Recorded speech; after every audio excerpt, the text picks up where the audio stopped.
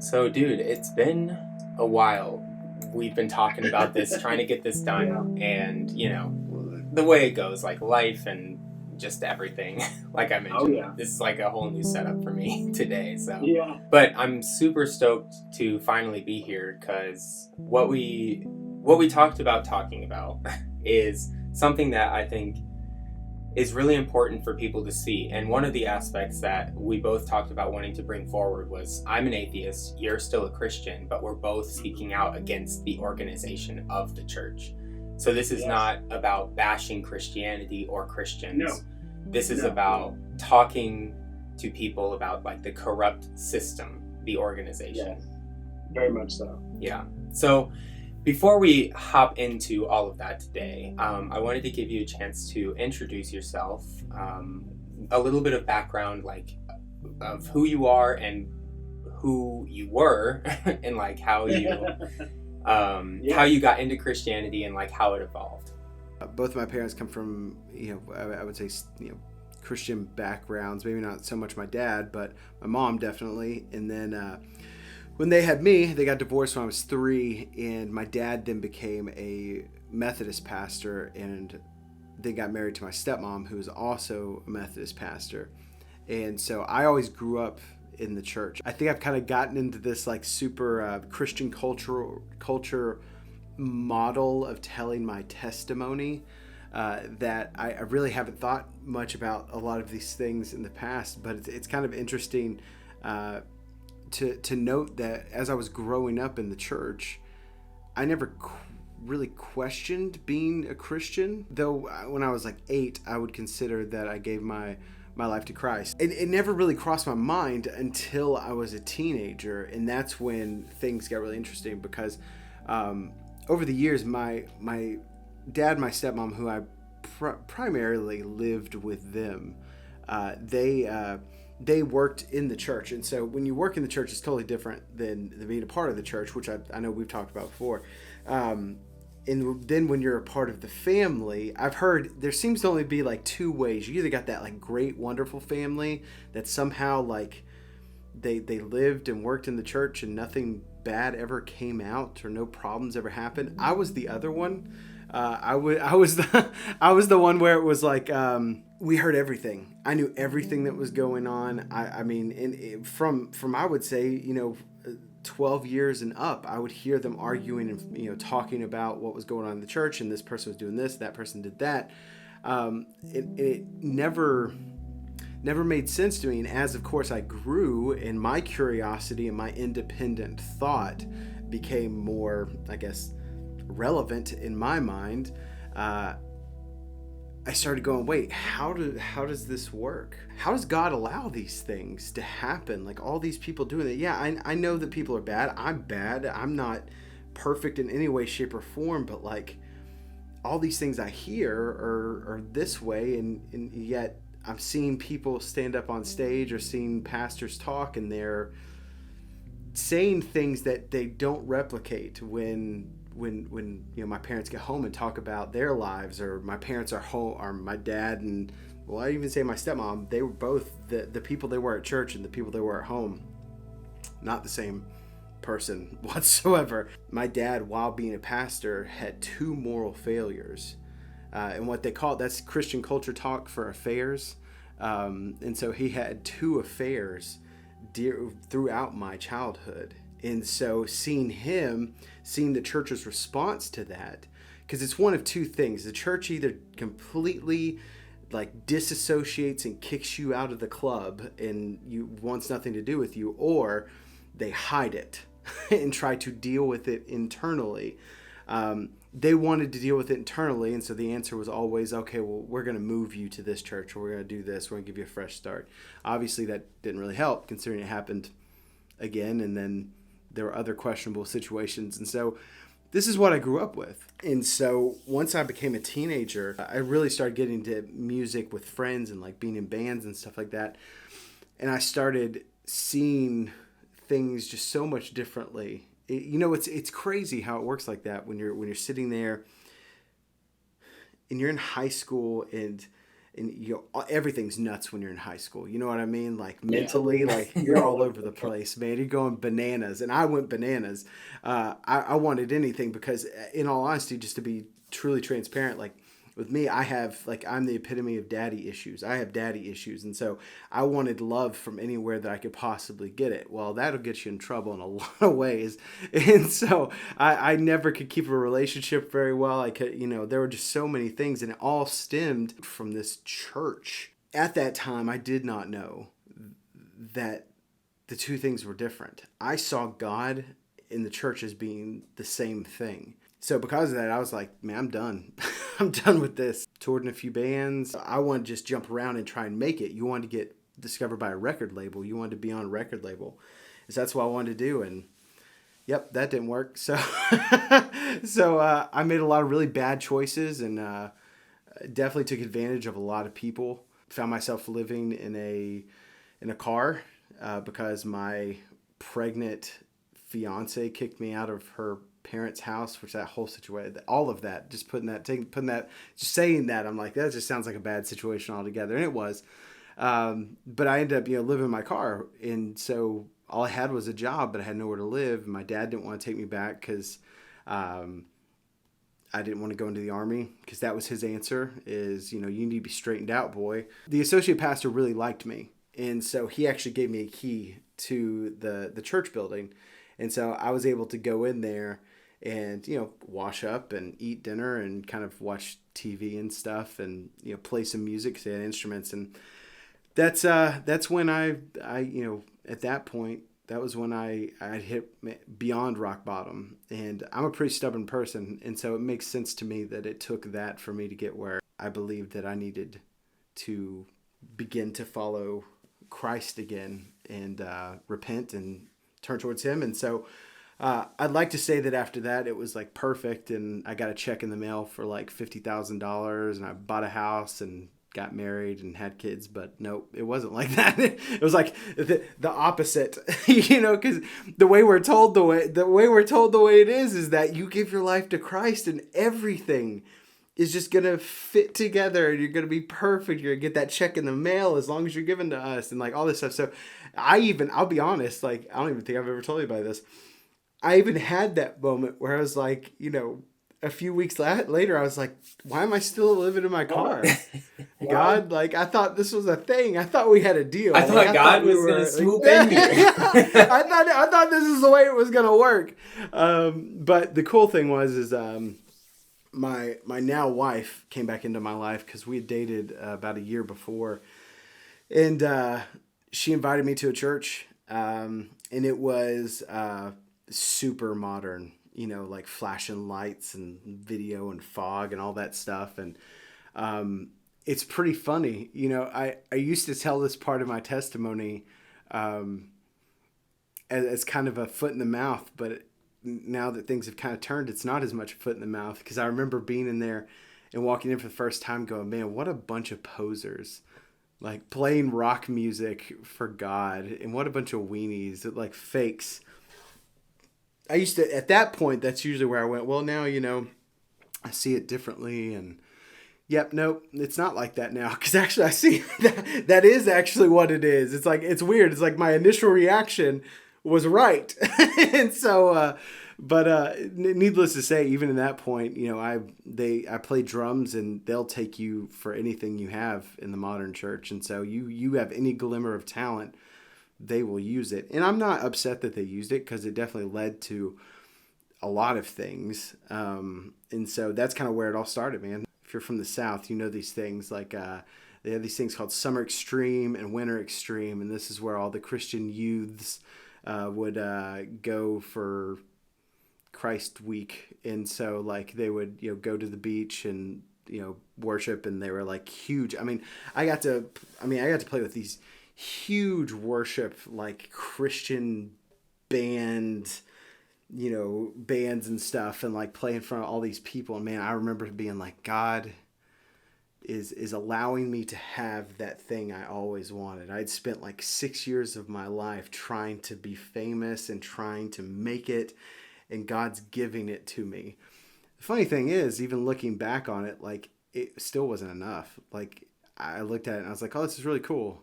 But it was kind of like, So they were in a pinch, and they need somebody to lead worship. I'd play guitar and sing for a while, and so I did that, and I was like, oh man, I could probably do this. And this is when I also started diving into the culture of the modern church. And so before this, I came from the Methodist church, and so the Methodist church is very usually more on the traditional side, looks kind of more sometimes Catholic. They do a lot of the liturgical stuff, like the stand up, sit down, wearing like robes and stuff, and lighting candles and things like that. And so that's what I was from. And though there were some what they call contemporary churches, that's when you were, bold enough to have a electric guitar up on stage or drum set. Whoa. I know, Whoa. I know. Mind blowing at that. Slow down there. I mean, I know. It's a little too much. But so I'd come from that, and so I knew about it, but I didn't know about the culture. And so I started diving into the culture. And for a guy like me, where I never felt wanted in anything, I'd always felt like an outcast. Even when I was in bands, I felt like an outcast. These people all of a sudden wanted me. They wanted me to play drums. They wanted me to help. They wanted me to come be a part. And so I got sucked into that, man. I went in at full force. No, like it's not their fault. I was going straight for it. And we'll dive into kind of maybe it is possibly their fault. But all I'd say, so I started doing that, and I got my first church gig. And so I started being a worship leader for a while in a few churches. And then I ended up, I was at one church, and then like father, like son. I don't know if I even told you this before, but like father, like son, I actually ended up having a moral failure myself. And so I ended up having an affair, and the church didn't do what they did for my dad. They did hey, we're going to fire you, which I don't blame them for that in any way, shape, or form. But then like excommunicated almost. Not only was the act horrible, but mentally I felt like I'd become what I kind of always hated, which was like my dad. And so I was like, oh, that whole realization. I mean, so I went into a massive depression with all of that. Me and my wife, we obviously worked it out. We're still married. We're about to celebrate 10 years. And so Congratulations. It was, I will say 100%. It was God giving her patience and loving me beyond anything that I've ever known. So, but anyway, that happened, and so I was like, well, I'm done with the church. I'm going to, go do something else. So I was a barista for a while, and I felt like, God was calling me back, man. I felt like God was calling me back into church, and, we had moved to a place because we just got kicked out of our house like last minute because we rent. In a lot of realms, you would now be considered disqualified from ministry. There are a lot of very conservative churches that think that, once you've screwed up, that's it. Like you're done. And so for life. And so I thought that's kind of where I was. I was like, well, I've screwed that up. I'm done. So, and then I felt this, and, ended up getting a position up in Michigan. So me and my wife moved to Michigan, and it was awesome for our family. She'd always been really deeply connected with her family here in Georgia. Me, I've never been deeply connected with any family, but what it did for us was it disconnected both of us. And what it did was it made us focus on each other because that's all we had. So it was a great thing for us. And so I was at this church. It was, at the time, it was like the number 3 fastest growing church in the Midwest or something like that. And so like, I was like, dude, not only is God allowing me back into ministry, this is how messed up my mind was.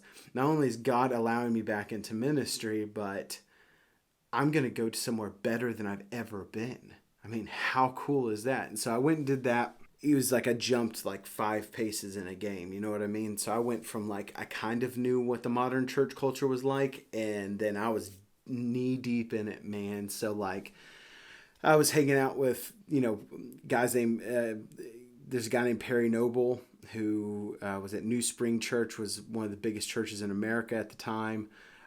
He was there. Bob Goff, the author, he came a few times, and like all these things, I'm not dropping the names for my sake. I'm dropping the names to show you where I was, so that you know that like I'm not coming from a place of, oh yeah, maybe he understood. No, I was knee deep in it. When I got hired there, it was like me and two other staff members. So it was a small church. This church was running like 1,000 people, which, think about 4 employees for 1,000 people. That's 250 people per employee. No industry really runs like that. And so like we were like nothing. Well, one of my best friends now, he ended up leaving, and then another person left. Ended up being me and the pastor for like 9 months. And so in that, I got to learn a lot about where he came from and kind of his mindset and where he wanted to go. Like, he was writing books and publishing books and stuff. And if you don't know, in the modern church culture, that is like your thing. You make it, you get a big church, then you start writing books, because that, I don't know why that's like the next thing. It's either that and podcast, or maybe both. Like, you do, like, that's kind of the next step. I think it's likely because you can't turn leading a church into much else unless you want to start a cult or a commune or something. Yeah. So you just like write about your experiences and people are following you. So like, oh, they'll tune in or they'll buy your book. Like, it seems like. No, that's definitely, it makes a lot of sense. And you're right. You can only be so famous for how big your church goes, grows before it goes from this is about your church to it's about you. And so that's where the turning point is like when you start writing the books, it starts being like, oh, whatever his name is, ministries. And now that's growing. And now, you know what I mean? And so he was doing that. And then needless to say, there was a lot of things that I realized about him and how he was running the church, and the way that he was running the church financially was not something I approved of. And so there were a few things that had happened, and it kind of came down to this point where, and I will say this about him, the exit was very clean, if that makes any sense. It was not an angry exit, but I started questioning, and you're gonna see something in this. Almost every church I've interviewed at, they always, I told them at the beginning, like, I question things. I want to understand things. Like, if I have a problem, I'm going to come to you. I'm going to talk to you about it. Every one of them, almost the same wording is, oh, that's great. We love that. We need that. That's refreshing. That's fan. Yeah, they only like that until I start questioning what they're doing.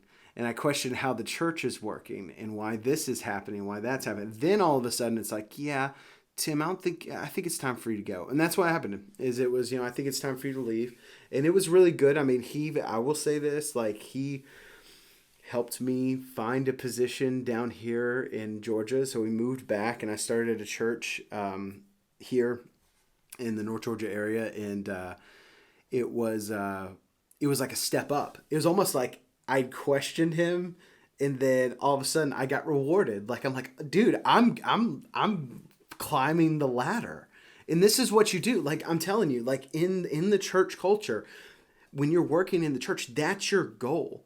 Loyalty is not a thing. Loyalty is not a thing. Your whole goal is to prove yourself enough to where the bigger church goes, we want that guy.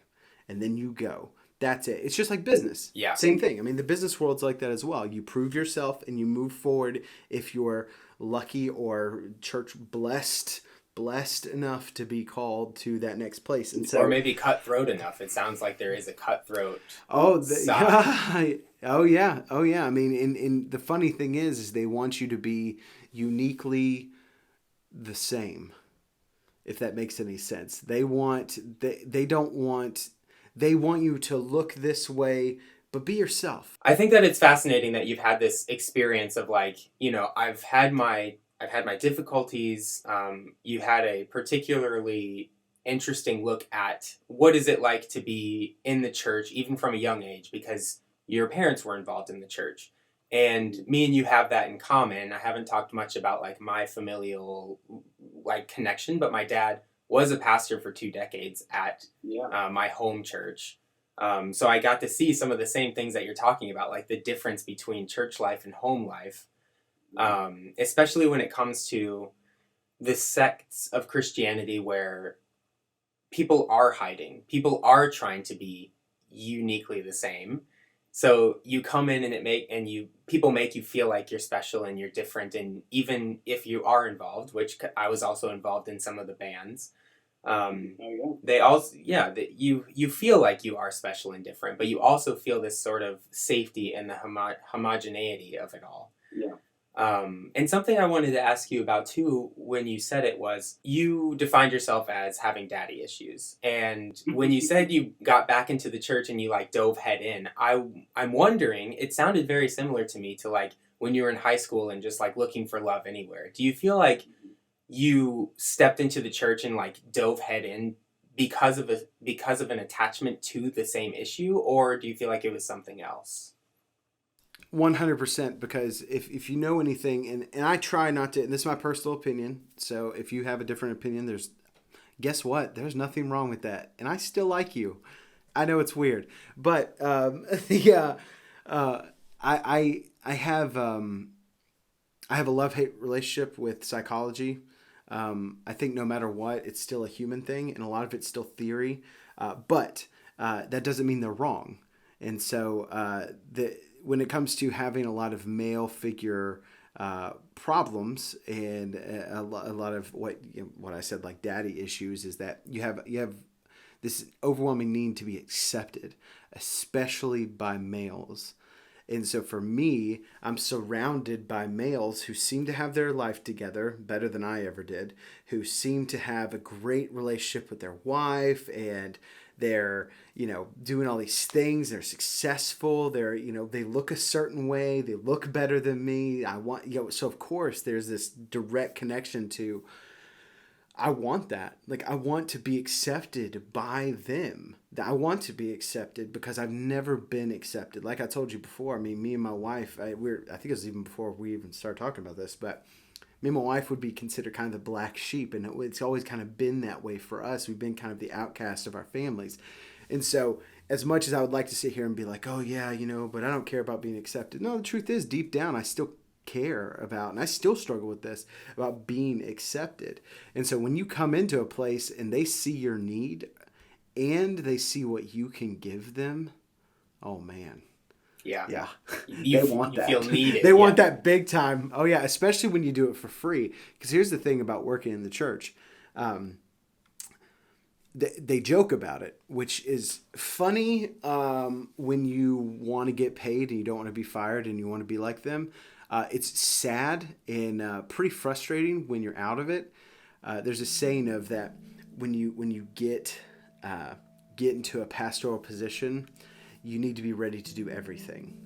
And so like you get, you're full time, so you're 40 hours. Well, the truth is you never stop. And that is true. When you work for the church, I know you know this from growing up, you never stop. It never ends. And personal opinion, that's not wrong.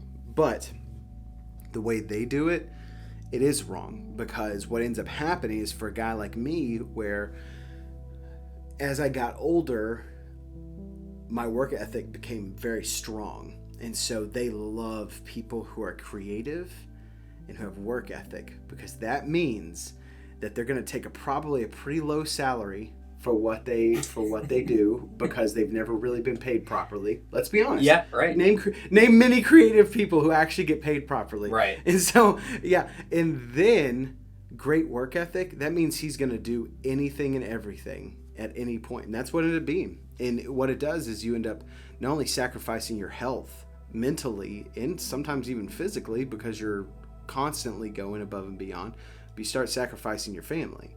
And that happens a lot. And so, yeah, all that to say, 100%, that connection of being accepted, that connection of wanting to be good enough and accepted, but it's all based on contingencies. What can you give me?